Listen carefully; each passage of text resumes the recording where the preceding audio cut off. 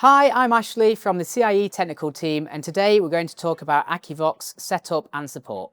So today I'm going to be setting up an X912 speed dial. What we've found is some users are using an E18 and an X912 on single households. Although they were intended for multi-dwelling, we can set them up to be a little bit better. So using the IP scanner, I want to navigate to the X912 web interface. So here behind me, you can see that I've got the web interface of the X912.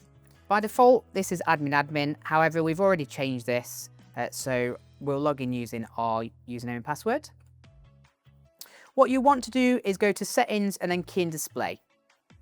On some devices, this will be device and LCD, like the E18 and E16. However, on the X912, it's settings and then key in display.